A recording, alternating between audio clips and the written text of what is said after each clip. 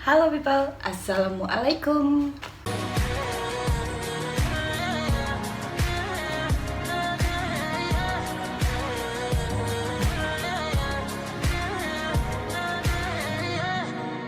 Sebelum aku memulai video ini, jangan lupa klik like, comment, and subscribe, dan jangan lupa aktifin loncengnya ya.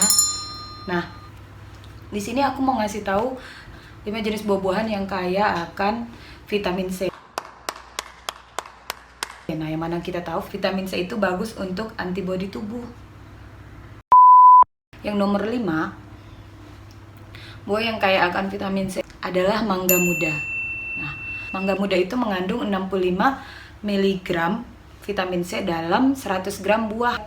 100 gram itu seberapa sih kakak? Seberapa buah sih? 100 gram itu sama dengan 1 buah mangga. Nah, mangga di sini yang dimaksud mangga muda ya. Jadi itu kayak tinggi akan vitamin C. Berikutnya yang nomor 4 adalah pepaya. Pepaya itu mengandung 78 mg vitamin C per 100 gram pepaya. Nah, 100 gram pepaya itu sama dengan setengah buah pepaya. Jadi kalian harus konsumsi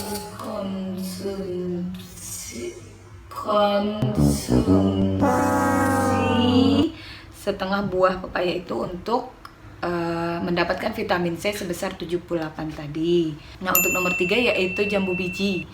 Nah, sekarang kayaknya lagi gempar-gemparnya nih karena ada salah satu penelitian yang mengatakan bahwa jambu biji merah itu bagus untuk imunitas tubuh karena mengandung vitamin C yang tinggi. Memang jambu biji ini mengandung sekitar 87 mg per 100 gram jambu biji. Nah, 100 gram jambu biji itu kira-kira sebanyak 1 buah biji jambu biji itu. Nomor 2 yaitu gandaria. Nah, gandaria itu saya juga pribadi belum pernah makan apa buah gandaria itu, tapi bisa lihat di sini buah gandaria itu seperti ini.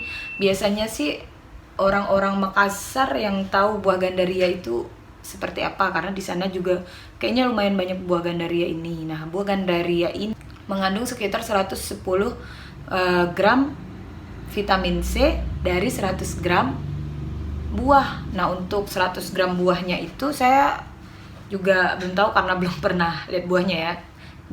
Kalau di ahli gizi itu ada yang namanya ukuran rumah tangga, tapi buah gandaria ini belum ada di ukuran rumah tangga. Jadi kalau misalnya teman-teman tahu buah gandaria itu 100 gram segimana sih, boleh komen di bawah.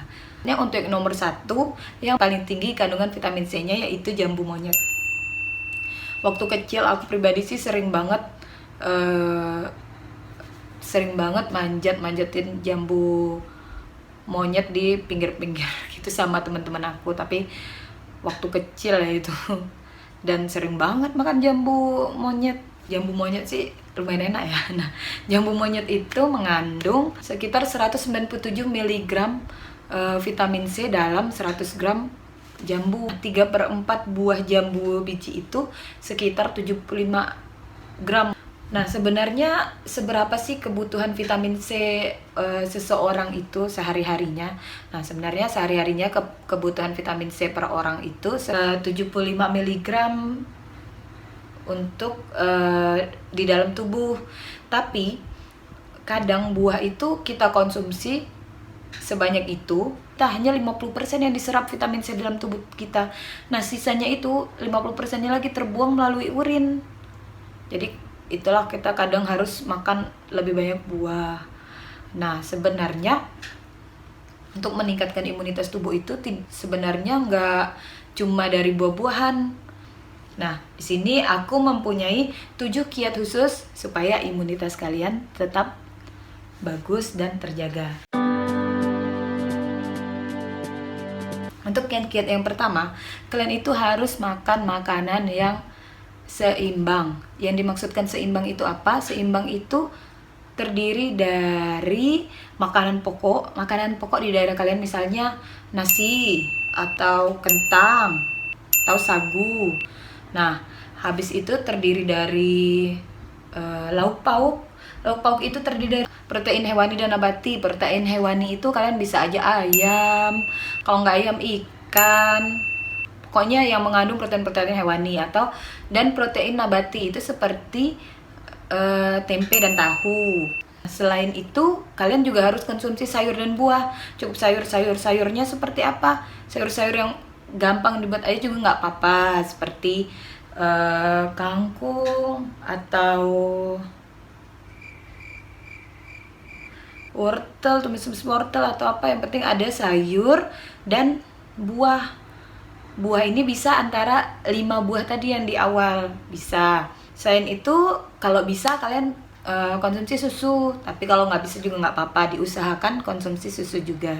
Nah, sebenarnya untuk apa sih konsumsi tadi itu semua? Kalau kalian konsumsi makanan pokok itu adalah sumber kalori. Nah, kalori itu untuk apa? Kalori itu untuk tenaga kalian. Nah, protein untuk pembangun kalian. Dan sayur buah itu merupakan vitamin dan mineral yang akan memelihara tubuh kalian. Seperti itu. Kiat-kiat yang nomor 2, kalian harus olahraga atau aktivitas fisik. Olahraga itu minimal 3-4 kali per minggu. Kalau bisa setiap hari selama 30 menit. Nah, olahraga ringan aja, nggak usah yang berat. Asal kalian tetap beraktivitas fisik, berolahraga. Berikutnya yang ketiga yaitu berjemur di bawah sinar matahari. Nah, di sini kan semenjak adanya virus C ini, kita disuruh untuk berjemur setiap jam 10 pagi. Sebenarnya emang benar, karena di tubuh itu tidak menghasilkan vitamin D. Nah, vitamin D itu bagus untuk imunitas tubuh. Karena tubuh tidak menghasilkan vitamin D, kita harus mencari vitamin D dari luar. Nah, vitamin D itu terdapat pada sinar matahari. Sinar matahari itu mengandung ultraviolet B yang mengandung vitamin D tersebut. Nah, sebenarnya dalam makanan juga ada yang mengandung vitamin D, yaitu di dalam kuning telur dan susu. Nah, jadi kalau misalnya kalian berjemur juga nggak bisa lama-lama. Berjemur itu paling tidak 5-10 menit. Berikutnya nomor 4 adalah kelola stres dan ibadah. Jadi aku pribadi sebelum aku balik ke kota aku Kalimantan Barat, aku di Solo kena yang namanya cemas berlebihan. Waktu aku di Solo itu aku tinggal di daerah sekitaran Mojosongo, dan di daerah sekitaran Mojosongo itu ternyata ada salah satu pasien yang positif. Jadi disitulah aku mulai tidak bisa mengelola stres aku, sehingga aku mengalami sesak napas. Jadi aku pergi ke puskesmas dan ternyata aku adalah cemas berlebihan. Seperti itu. Jadi penting juga untuk kelola stres kalian, karena semakin kalian stres juga bisa menurunkan imunitas kalian. Dan kenapa aku menyarankan ibadah? Karena ibadah juga bisa membantu hati kita untuk tenang dan stres kita terkelola dengan baik. Berikutnya nomor 5, istirahat yang cukup. Istirahat yang cukup itu terdiri dari 8 jam tidur, 8 jam tidur, tapi jamnya juga harus sesuai. Jangan kalian tidur jam 1, berikutnya jam 8-nya gitu bangun. Enggak, jadi kalau bisa tidur jam 9, baru 8 jam kemudian baru bangun. Seperti itu. Jadi istirahat yang cukup itu juga membantu imun kita supaya lebih baik dan meningkat. Yang keenam yaitu yang lagi dikonvoi-konvoikan oleh kesehatan dan pemerintah, yaitu PHBS. PHBS adalah pola hidup bersih dan sehat. Nah, pola hidup bersih dan sehat yang sekarang itu kalian diwajibkan untuk mencuci tangan. Cuci tangan itu ada langkah-langkahnya sesuai WHO itu ini. Nah, itu kira-kira 20 detik ya.